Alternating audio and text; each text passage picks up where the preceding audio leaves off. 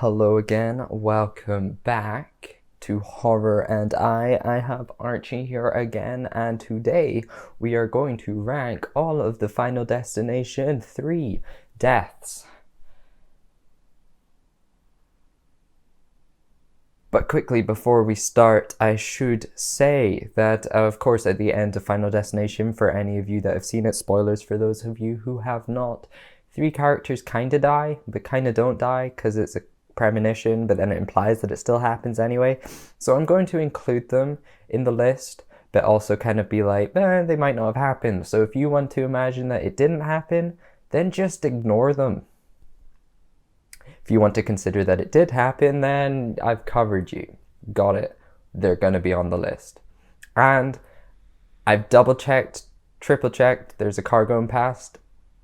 Hopefully you can't hear it. I've double-tracked, triple-tracked the numbers this time. So hopefully I have got them right. And I don't just start saying a wrong number and then halfway through correct myself. But you know, we're going to find that out eventually. So coming in ninth place is Ian McKinley, who gets flattened by that construction thing. And I should point out again, I do enjoy all of the deaths in this film. I think they are all quite well thought out. Most of them are quite well thought out and they're quite interesting. But this one comes in at the lowest place because it's kind of predictable. He's kind of the villain throughout the whole film, and it isn't much of a payoff, in my opinion, because it's quick and not... I sound like a proper monster. It's not slow and painful, so I hate it. But no, he's this villain built up throughout this film and then kind of just gets away with a nice, easy, oh, splat, and he's dead sort of scenario that a lot of the other characters do not get. And they suffer a lot more when they're just trying to have a good time. The people in the sunbeds.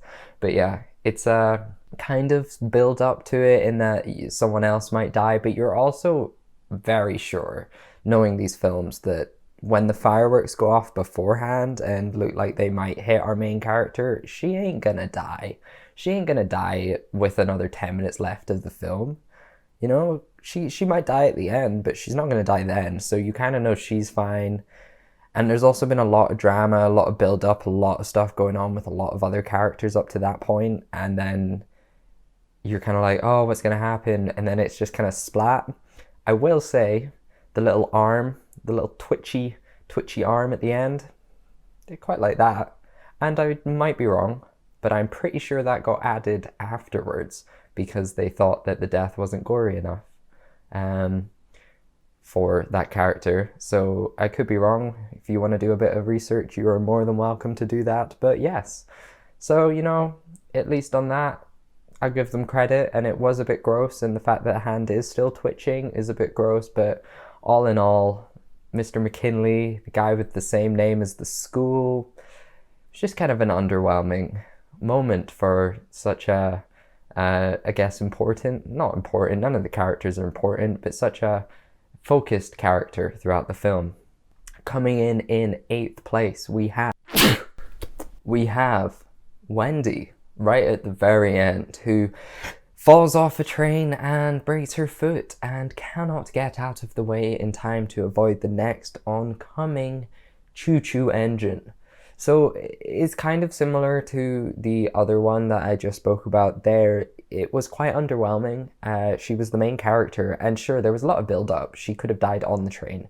She didn't. She got knocked off the train, and then you think, oh, maybe she's okay, and then she's broken her leg, and so can't move, and then the train comes and hits her. But I would like to say, as someone who throughout the film has shown that they're a bit of a fighter and seem to be quite good at working out what's going on, and also I just kind of love Mary Elizabeth Winstead, so, you know, there's that. But she falls, she's on the train tracks, and she just kind of chills there and doesn't move. And I at least would like to think that, because it's a premonition, as I said, you don't know that she's necessarily going to die this way afterwards, but she's not in any of the sequel. Well, she's not in the sequel after this one, so she probably died. And yeah, you would like to think that if she fell and broke her leg after the premonition and knew that she had but 10 seconds to move, otherwise a train was going to hit her. She could manage. She could totally pull herself out the way of the train. She could get out the way if she needed to. And so I personally just don't think that it was that good a death for the main character, and B, I just like to think she didn't die. She didn't die. She was fine. She got away. She was good. She's great. She's fine. She's fine. She's fine. She's fine. Also, another little fun fact is that scene right after she has the premonition where it zooms out of her eye and there's a tear, they made her do that scene like loads and loads of times, because one of the times she'd produced a tear but it wasn't a good take, and the director was like, we want you to do that every time. And so she kept trying to do it until she eventually got the scene, and it was apparently very difficult for her because, I mean, producing a tear at the exact right moment is not an easy job, isn't an easy feat. So there you go. But anyway, coming in at number 7, we have Lewis, who gets his head squished while trying to make those gains. So this one, again, this character is at the point in the film now where they are told, he is told that he is in danger. He knows this is happening, or at least the others know that this is happening. Literally 3 of his classmates or friends or people in the film have died, and they're like, you need to be careful, you're next. And he's just like, yeah, well, whatever. And in the first film, it's fine, it makes sense, you know, it's the plot, people are going to be like, we're not going to die. In the second film, they actually very quickly kind of go, oh, this is happening, because they're reasonable people. And I think it's just a bit of a boring extra narrative now to be like, oh, these characters don't realize, and when they do realize, they don't care because they're like, this isn't happening. So that was already a bit boring. And then I felt that although the moment that he dies, so he's doing the weights, you know, he's getting the gains, and the button pings off and it hits something, and then the swords come and they look like they're going to hit him, because that's what they think is going to happen, something to do with swords. And then the swords cut the wires for the weights, so that when he pushes the weights, the things don't move forward, but they drop, and they hit him on either side of the head and squish him. Now, to be honest, my only real problem with this one, other than the fact that I didn't really like the character because he was being cocky, and they should have just scrapped the whole, oh, it's not going to happen to me sort of storyline, which they do kind of just continue through the whole film. The whole time the characters are like, we're not going to die until they die, or until they watch someone else die. But anyway, he, the weight squish his head, and the thing I don't like about it is you don't really get any payoff. Like, the main character gets a bit of blood in her face, but like, as in a film that isn't afraid to be gory in points, because there are some very gory moments in this film, they didn't give us any. You see the weights hit each other, and you see like the blood splash, but you don't see like a cool body or, you know, anything like that. And so yeah, I guess that's it. It was a nice quick moment, had fun with it, but there wasn't that much of a payoff for me, and so it had to go this high in the list. Coming in number 6, we have Julie, which again is part of the premonition at the end, so it's questionable as to whether she did actually die or not. But in that scene, all that really happens to her is something comes flying through the side of the train and hits her, and then sends her flying out the other side of the train, in a train that's moving forwards. I don't understand. Like, it's turning a corner, I think, at that point, but like, how did this happen? She's just like, I don't understand it. It doesn't make sense. And unlike other things in the film, if something goes flying, it's usually because of an explosion, so you at least see the explosion. But she's just like Heike, just standing there, just like, splat, dead. And I also felt, again, it was a cool scene. They had to kill 3 characters in one 2-minute sequence, so that was cool. But it just felt like it was only there for the shock factor, and it didn't make any sense at all. And I suppose you could look at things from the previous films and go, okay, death is having some factor, some control over it all. And so maybe this entity death just went fling and just launched this chunk of train at her or whatever hit her. Also, I'm finding it much harder to argue that she could have survived, because even when they realize the premonition happens, the train keeps going, and so she doesn't know how she's going to die. I'm sure her sister isn't going to stop and go, you need to get out of the way of this because something's going to hit you, because they're already in full panic mode. So I feel like she died anyway. But yeah, overall, just again, cool. I'm not saying I disliked it, but in terms of this film, it was a bit underwhelming. I just Googled it, and it's apparently a flying wheel that hits Julie and launches her out the side of the train. So, sure. Still doesn't make much sense to me, but sure. Anyway, 5th place is going to be Ian, who on the train, he gets pushed to the side because it's turning too quickly and gets mangled out the window.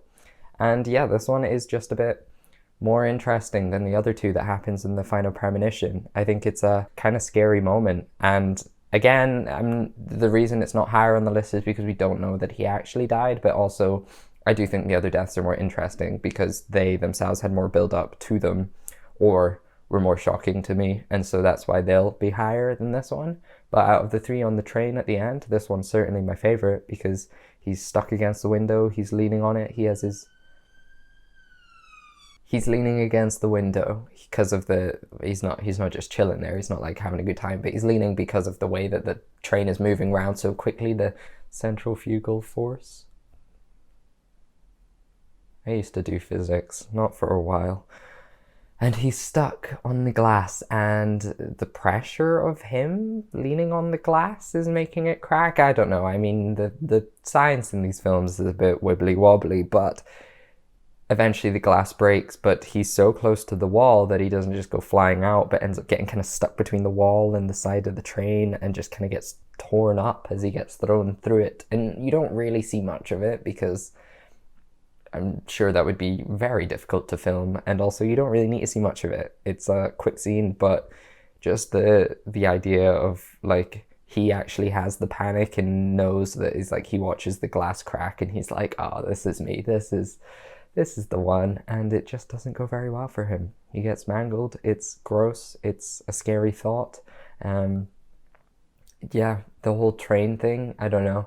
I mean, if a train were to crash, I think the least of my worries would be getting mangled by it between the tunnel wall and the train, but still, the thought of that happening is pretty terrifying, and out of the 3 of them, there's certainly no way you survive that, because you would just straight up be crushed. I mean, you would not survive either of the other 2 incidents either, but like they had at least a bit more of an opportunity to try and get themselves out of the way. Maybe not Julie, but Wendy certainly did. But yeah, so that is why, did I say Ian or Kevin? His name's Kevin. It's not Ian. If I said Ian, I meant Kevin. Anyway, Kevin gets mangled. I'll have got it right in the video description or in the vid.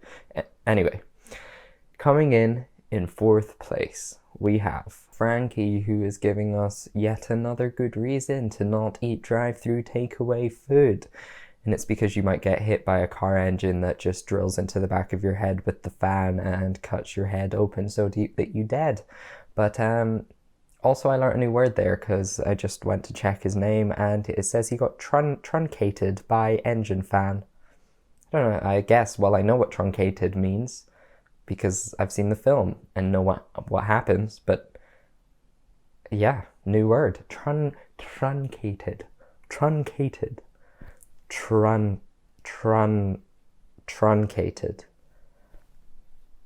Yeah. So anyway, there's good build up to this one because they've started going, something's not right. The 2 main characters have realized with the 2 people in the sunbed having died, they're like, okay, something's going on here. They aren't sure entirely what. To be fair, Wendy works it out real quick that something's going on there. She's on it. She's a sleuth. She has worked this out, but she doesn't know what's going to happen to Frankie, and she also doesn't realize that he's Frankie. So they're kind of just trying to find their own way to survive this time. But there's all this build up, and you don't even realize that this character is a character that was on the roller coaster. You don't No. And so the whole time you're watching this build up going, oh no. But you're also like, the main characters aren't going to die right now. It's A, not their turn. If you've seen any of the other films, you know that there's a sequence, there's an order. But also B, it's only however long, half an hour or something into the film. And so you're like, well, they're not going to kill the main characters half an hour into the film. So you're kind of there like, cool, so this is just an extra scene. There's just some build up going on here. What's going on? And then, of course, the truck rolls down the hill and it goes into the drive-through, and you're like, oh, it's going to crush the main characters, but it's not. And you know it's not. And then they eventually get out the car, they break the window, they jump out the car just in time for the truck to crush the car, launching the engine out of it and into the back of this guy's head. And it's only at that moment when it hits him that they realize that it's the guy they knew who was creepy and weird, and his head is now completely destroyed. Well, not the back of his head is completely destroyed. It's gross. It's gory. It's one of the ones I was referring to when saying that they totally could have gone deeper with the gore for some of the other kills, because this one is certainly not holding back. It's just all round a bit of a gross moment, but it's also surprising. You know something's going to happen because there's the build up, but you don't know what's going to happen to him. And so other ones where it's just quick, I don't like, because you're questioning, like you knew that the character was going to die, so then for them to just quickly kill them is a bit underwhelming. But you did not know this guy was going to die because you did not know it was him until it was too late. Or maybe the audience did, but the other characters certainly didn't. I can't remember.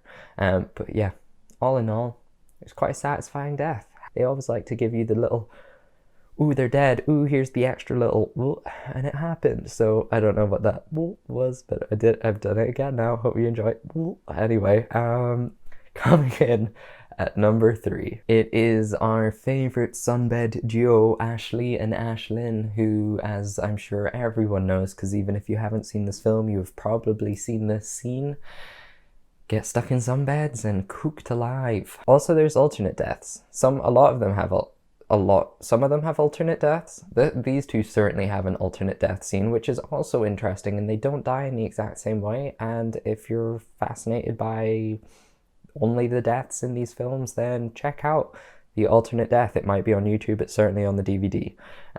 But yes, I won't talk about that, although I actually think, although it's less shocking, the alternate death is slightly more elaborate and interesting. Unimportant, I'm talking about the scene itself, and I just really enjoy it. I think they're the first two characters to go, other than the...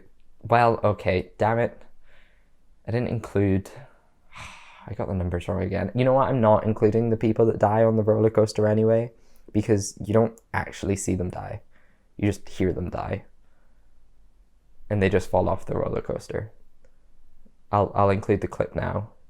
Yeah, they got on the roller coaster anyway, and oh, they went flying off the roller coaster and they're dead. Oh no. Oh no, she was right. She was right. Okay, so now we got that out of the way.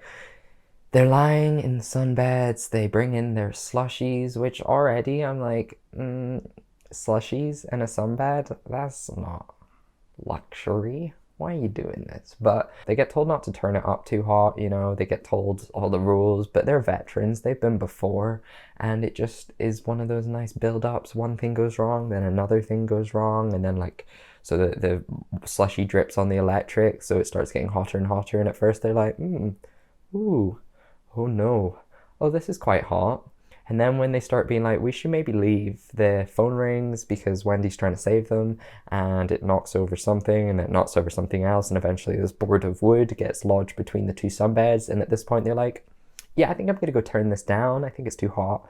And they try and open it, but it's too hot, and they're trapped, and they try and push it, and it burns their fingies get a little bit sore, and then they're like, it's getting very hot, anyone there, can someone help us? And then they start screaming because it's getting really hot, but the thing that knocked over also knocked over a tube of tanning oil or something, and it jams the door, so even when they're screaming now at this point, the door can't open, and they get cooked alive. I don't know how much of this scene I'm going to be able to use, or I'm willing to try and blur because they naked, but yes. So it's a very, very nicely built up scene, not unreasonable the things that go wrong for them, it's not ridiculous in terms of there's moving water that shouldn't be able to move, or, you know, there's a gust of wind that just shouldn't exist or whatever. But at the same time, it's still enough build up and still enough outcome at the end, or it's still enough satisfaction for the audience going, okay, I waited and it was gross and it was horrible and they were screaming and it looked very painful. And then the nice scene transition at the end where they're all screaming and burning alive, and then it's the next one where they're at their funeral. It's just very satisfying scene change. I don't know why my voice shook there, but it did. Anyway, and here we are for my top 2, which I'm sure no one's surprised about if you'd watched my top 5 ever Final Destination deaths, because they are both in the list. And as with the last one, I am debating, last one being Final Destination 2, I am debating if I continue to use the same order I used in my top 5, or if I use a different order, because in terms of how it affected me, one of them is certainly at the top of my list, but in terms of like well built up and satisfying gore and all that, then the other one would be at the top of the list.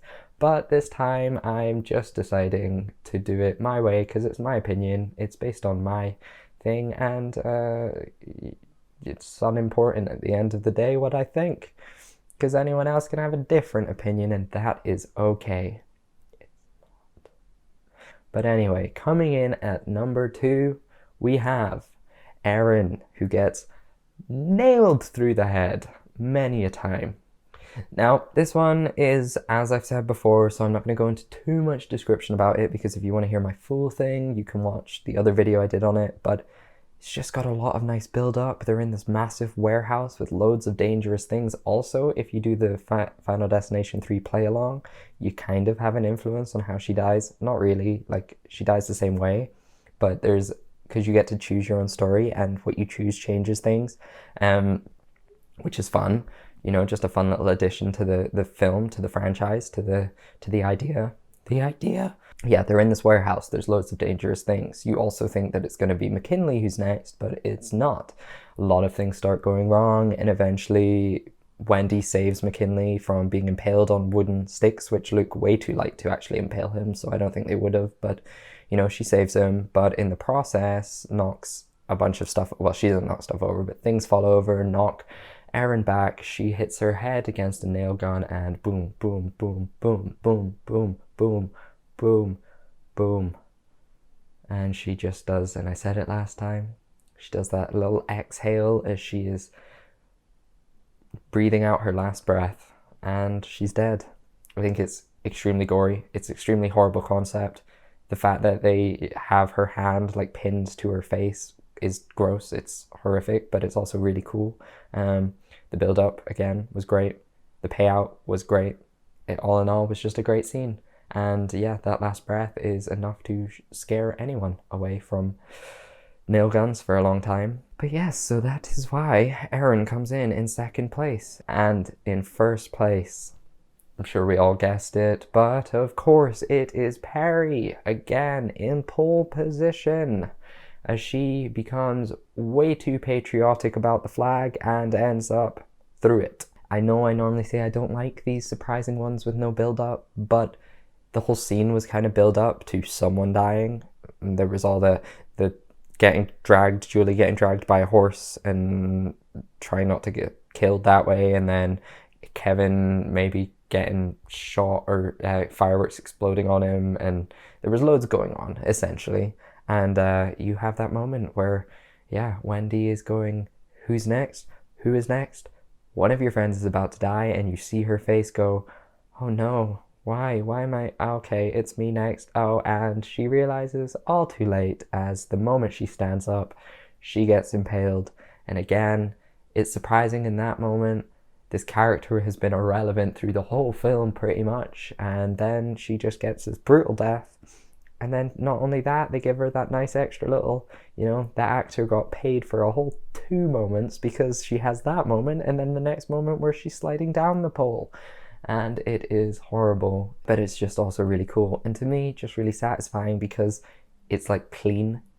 Not clean as in like, not gory, but clean as in just like such a smooth moment, instead of like it doesn't make too much sense in terms of what could actually happen. I mean, I'm sure that could in theory happen, but like at the same time, it's just a nice smooth transition from scene to scene. And I realized Archie's barely been in this whole thing, but yeah, all in all, just a very satisfying moment. And if you want to hear a longer description of it, check out my other video. Links not in the description, just go on my channel and find it. Maybe links in description. I'll probably forget to do that bit, but you know, we'll see. But anyway, that is my order, ranking all the Final Destination 3 deaths, except for the 2 that still got on the roller coaster, because I forgot about them. Don't come at me, it's not my fault. They're irrelevant characters. Why I felt that was important to say. For now, I'm gonna end this video, so thank you so much for watching. If you agree or disagree with my list, that's fine. Tell me though, tell me what your list is, because I want to hear it. And if you have a different favorite, or if you want to comment on how stupid they were, or if you want to, you know, chat about the, I don't know, alternate deaths. Here, this film had that such cool feature where you could pick what happened. That was genius. They should have done that in all of them. I think most people don't even know about that, but that was a really cool feature.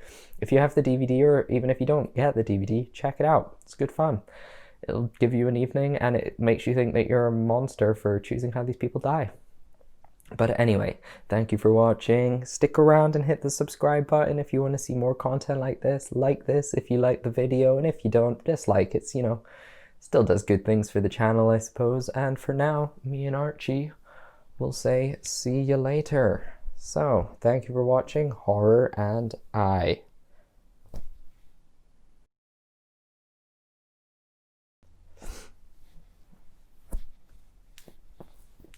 God.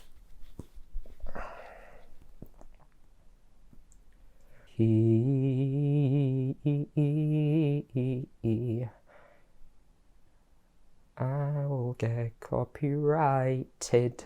This is why trying to film YouTube in the city center isn't easy. Because there's so many criminals around. No, it could be an ambulance, I don't know. Did I even hit record? I have no idea.